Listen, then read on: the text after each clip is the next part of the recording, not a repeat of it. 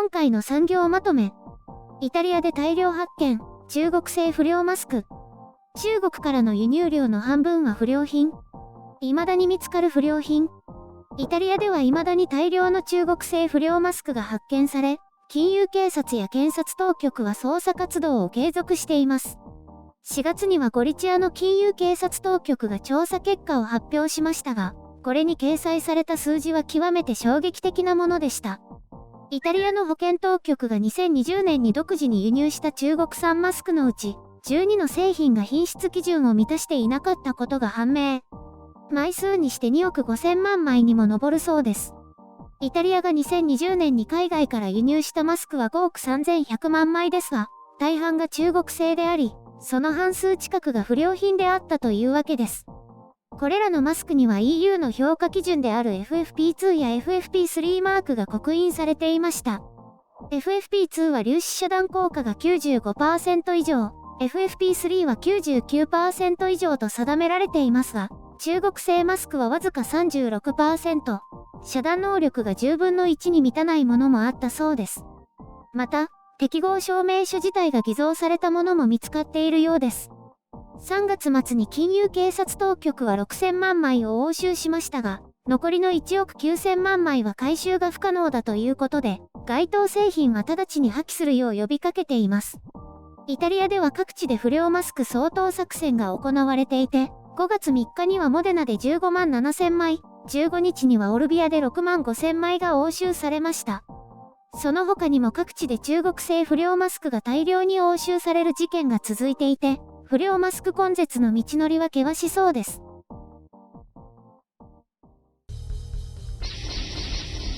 編集書簡。今回の概要。去年のニュースじゃありません。こんなものは氷山の一角。拭えない中国製への不信感。まず、これは昨年の話ではなくて今年の話。なんか時期を疑うようなニュースですよね。新型コロナウイルスの世界的な感染拡大の先駆けとなったイタリアですが、当時中国から大量に医療用マスクを購入しました。中国製マスクの不良品騒ぎはヨーロッパを中心に世界中で大問題として報じられ、中国の信頼を失墜させました。その大半が民間企業から購入したものでしたが、イタリアの保健当局が購入したものも大半が不良品というのは衝撃的です。イタリアは当初医療崩壊が起きてしまい、医療従事者も命を落としました。その一因がこのマスクだとしたらあまりにも悲劇的な出来事です。中国製を信用するなと言っても未だにマスクの大半は中国で安価に製造されていて、競争力もあります。しかしながら基準に準拠していなければゴミどころかむしろ迷惑、いや、そもそも違法であって、命を預かる現場では狂気とも言えます。中国のマスク外交が批判された時に、中国政府は改善するとして規制を強化しました。その効果はすぐに現れたように見えましたが、実際はそうでもなかったということですね。少なくとも適合認証証明書が添付されるようになったようですが、それ自体が偽造されていたり、やはり民間取引だとそれがなかったりするようです。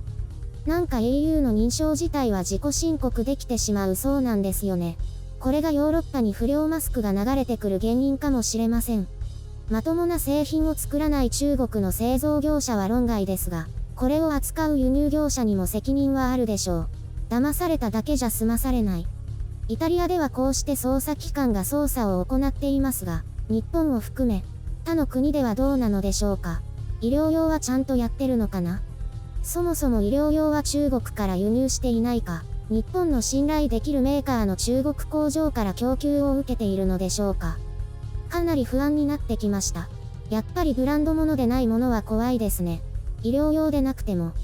一時期マスクバブルに沸いた中国でしたが、バブルが過ぎると低品質しか製造できないマスクメーカーが機械を売り出したことが話題になりました。まあ、単に口を覆うだけの品質の製品を作るメーカーが大量に増えて大量に減っただけなのでしょうけどね。先日も酸素濃縮器の使用に関する問題をお伝えしましたが、こちらでも家庭用を医療用と偽ったり、偽造証明書を作ったりしていたようでした。とにかく中国から直接物を買い付ける場合には何らかの裏付けや、信頼できる企業などのお墨付きが必要です。単純な部品、例えば USB コネクタの変換ですら安かろう悪かろうです。あんなのどうやって不良品作るんだ？素人なの？ものによっては品質検査なんて全くしてないようですから、形だけが似通った偽物が大量に作られるわけです。マスクなんてものはその最たるものでしょうね。見た目だけならそっくりそのものを作ることができます。また、悪い人はいるもので、製造工程に問題があるわけではなくて、素材からして粗悪品を使う場合もあり、これまた見た目だけの製品が出来上がります。こういう取引にありがちなのが、サンプルだけはしっかりしていて、実際に大量購入すると大量の不良品が紛れ込むケース。抜き取りチェックを何度かすると不良品が発覚して、調べてみるとほとんどまたは全部が不良だったりするのでしょうね。まあ、未だに中国に対する不信や悪いイメージはあるかと思いますが、これでも改善している方だと思います。改善しててこれかというご意見もたくさんあるでしょうが、まだまだ目先の利益を追求するお金に汚い人が多いのも事実です。それはそれでどこにでもいるし、人数が多い分数が多く見えることもありますが、医療とか健康とか、命に関わるところではやめてもらいたい。メイドインチャイナに対する根強い不信感と偏見は、こうしたことを全く自覚しない人々が未だに維持し続けているのだと思います。悪い意味で、中国の変わらない部分、なんでしょうね。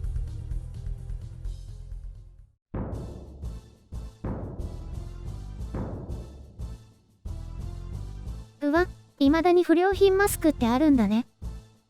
私も本当に驚いたよ。とりあえずニュースが2020年じゃないかどうか確認した。去年はいろいろあったよね。ゴミマスク騒動とかぼったくりとか。ぼったくりだけじゃなくて単なる価格高騰もあったけどね。今はもう落ち着いたね。ねえねえ、これって日本は大丈夫なの？ほら、医療用じゃなくて普通に売ってる使い捨ての。さあ、どうなんだろうね。今はノーブランドの中国製品は避けた方がいいと思うけど、ほら、変異型も流行ってるし。そうなんだ。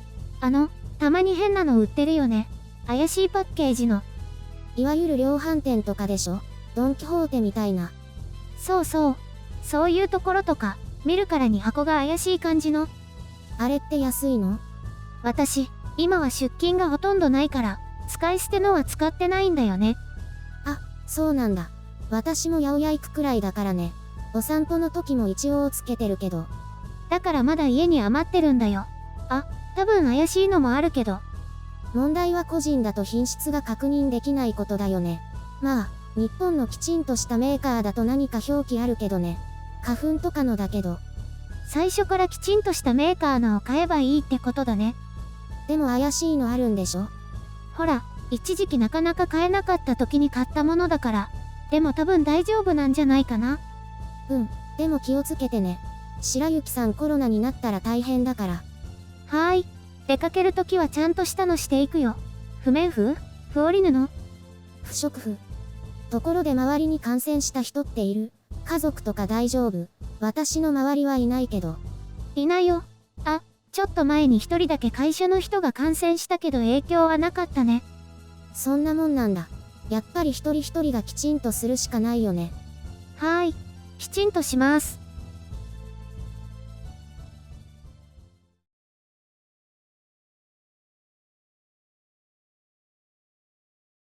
会社でね、退職する人の仕事を引き継ぐことってあるよね。あるね。企業間でもあるよね。前任の会社から事業を引き継いだりとか。